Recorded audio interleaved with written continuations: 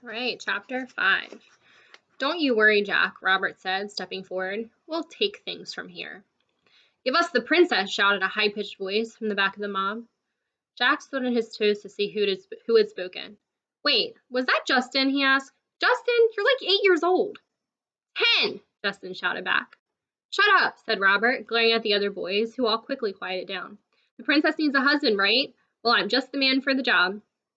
A few of the boys raised objections to that, but a second look from Robert shut them up again. She's not looking for someone to marry, Jack said, moving to stand between Robert and the princess. A thought occurred to him. You're not engaged already, are you? He asked Mary. I'm 14, she said. And? Jack said. So no, I'm not, May shouted. Get her, someone yelled, building up the mob's courage. She's mine, someone else yelled. I love you, princess, yelled Justin. Give us a minute, okay? Jack said, then pushed Robert backward and slammed the door shut. What's going on? May asked, her voice getting higher pitched by the minute. We've got a problem, Jack said, shoving his back against the door. A second later, his whole body shook as Robert pounded on the door. Let us in, Jack, Robert yelled from outside. There's nowhere for you to go.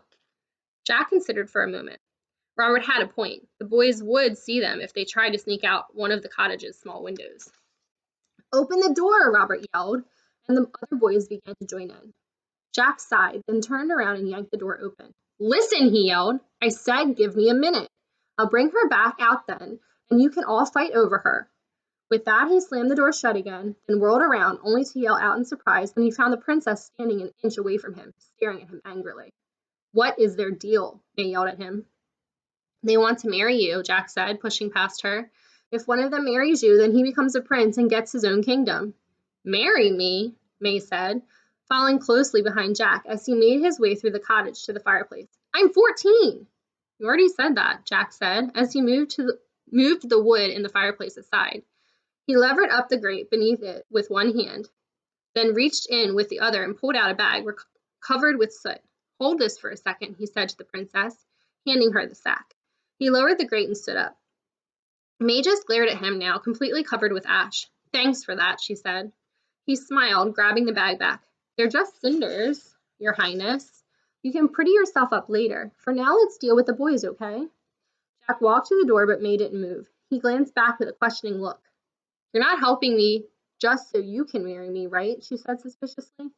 Jack laughed. Nah, he said, and she relaxed a bit. I'm keeping my options open in case something better comes along. As he turned away from her, he could almost feel the heat of her hateful gaze burrowing into the back of his head. Before Robert could pound the door again, Jack pulled it open. Everyone back up, he shouted, pushing Robert and a few other boys away from the door so he and May could get out. The village boys grudgingly backed up, silently waiting to hear him speak. Jack leapt onto the pile of firewood next to the door and addressed his audience. Gentlemen, he shouted, you all know that the last thing in the world I should be doing is helping this princess. We can all agree that I have no idea what I'm doing. But you're all obviously much smarter and stronger than me. After a few boys voiced their agreement, Jack continued. Still, only one of us can help the princess on her quest. Why? Asked Justin. Because only one of us can marry her and become a prince, replied Jack. Will someone shut him up? A resounding thump answered his question, and the top of Justin's head disappeared from within the group of boys. Thank you, Jack said. No problem, said a deep voice from the back. But still, we need a way to figure out who will get the honor, Jack said, looking up thoughtfully. The question is, how to choose which of us is the most worthy? At this, various suggestions came flying through the